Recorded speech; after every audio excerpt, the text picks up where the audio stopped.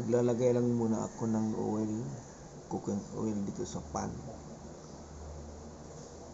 At ngayon ipiprito ko na ang ating isda, guys.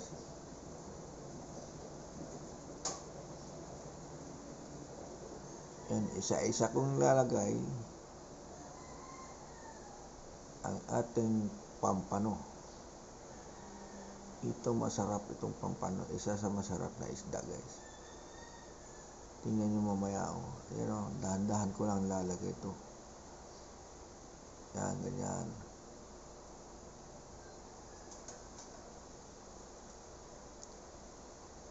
Yan. Insakto lang siya, guys. 2 pirasong pampano, pero malalaki naman. 1.5 kilos. Tingnan natin kabila, guys. Babalik ka rin natin para magpantay ang kanyang pagkaka-brown sa kaluto. Yan, unti-unti ko isa-isa na binabalik ko dyan. Ayan, ganyan. Ayan.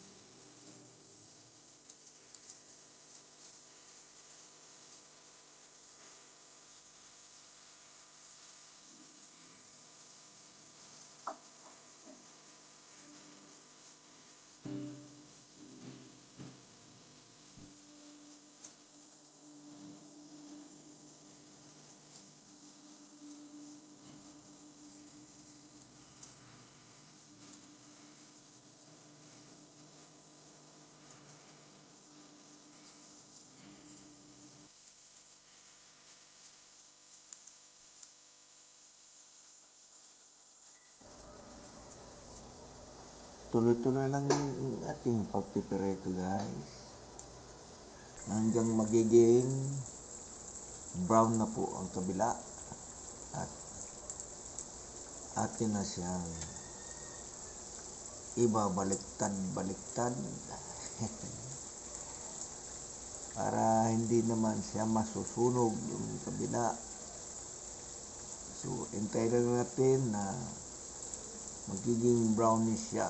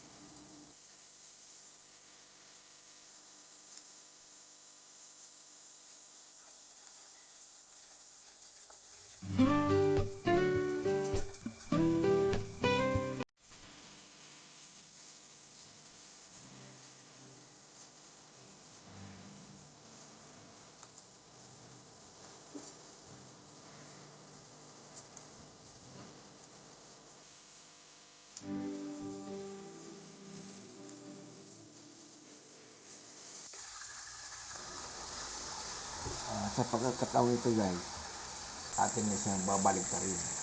iangat natin ang kunti. Kung sides naman niya maluto naman at maprito naman siya. Ayan o guys, ganito. Oh, yan. Ayaw tumayo eh. Oh, natutumba. Gawin natin na paraan. Ganito siya. Oo. Ayaw pa rin. Oh, kabila naman. Ganyan. Tumayo din.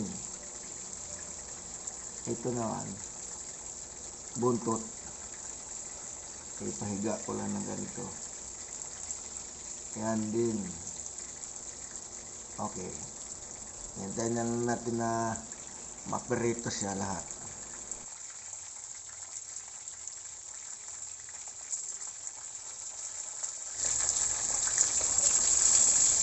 Malapit na itong maluto guys. Nagiging brown na ang side niya. Malapit na ito na natin kukunin. Isahain na natin ito maya-maya. Kunting sandali na lang guys. Huwag kayong umalis guys. Diyan lang muna kayo manonood. Shout out nga pala doon sa mga subscriber ko at sa mga kasama ko sa YouTube. Josephine Gomez, Sidang's Vlog, Aris GP9 ng Japan, sino pa ba? Marami. Anak Kimura guys ng Japan din. Hindi ko na maisa-isa sa dami guys, nakakalimutan ko ng iba. Maraming salamat sa inyong pagsusubaybay sa aking mga vlog.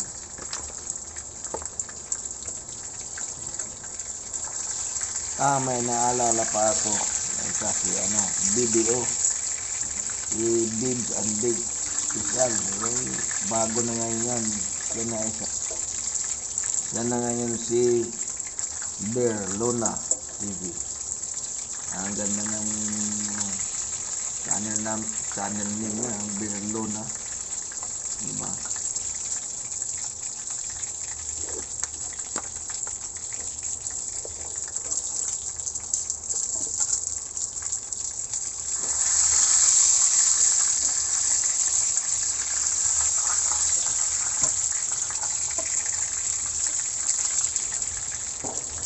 Malapit na itong maluto guys. Ilang piraso na lang luto na ito. Tatanggalin ko na to dito sa pagka-peritos niya. Ayan o, ito tanggalin ko na rin ito.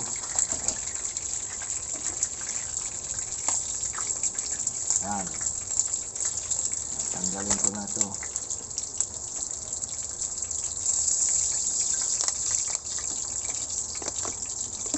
Ito na guys ang ating piniritong pampano. Dito naman sa isang kawali na malaki guys, maggagawa naman tayo ng sauce. So maglalagay muna akong mantika. Ito ang mga ingredients guys. Yan ang red pepper. Lalagay ko na yan. Lahat ng ingredients nandiyan na lang. Sana masundan nyo para hindi mahirapan. Yan na.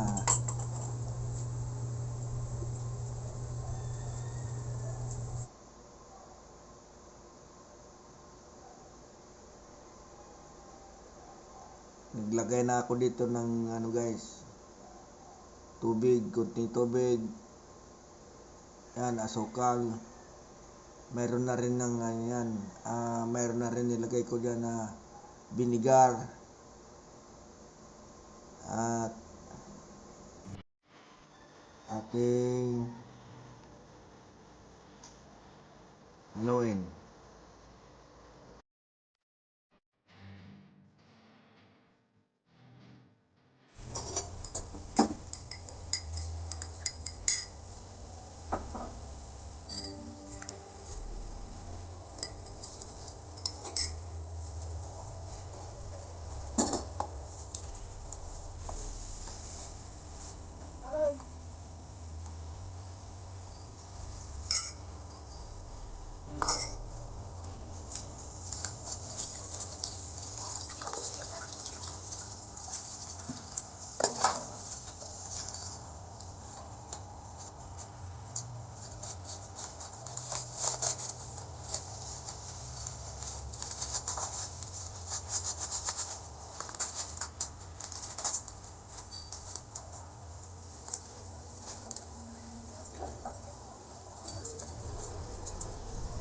Ilalagay na po natin guys ang ating mga piniritong isda dito sa ating sauce.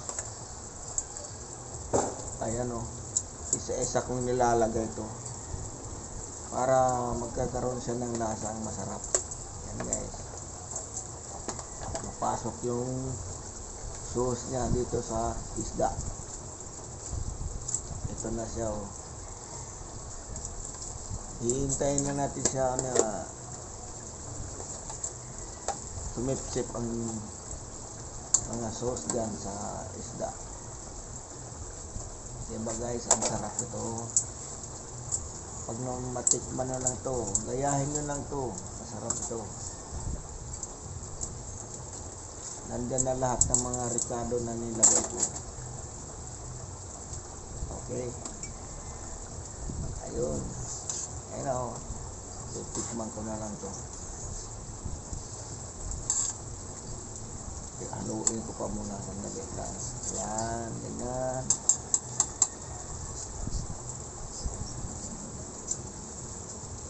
Babaliktad rin na natin guys para ma-incorporate ang ating sauce at saka manunuot sa isda. Oh, yummy.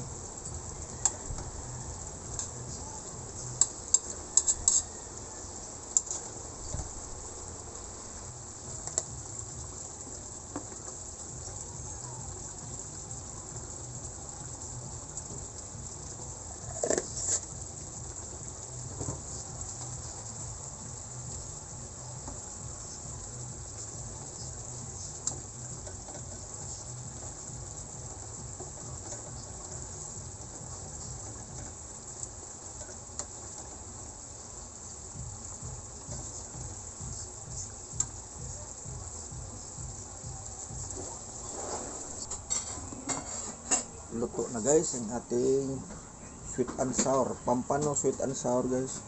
Sarap yan guys. Okay,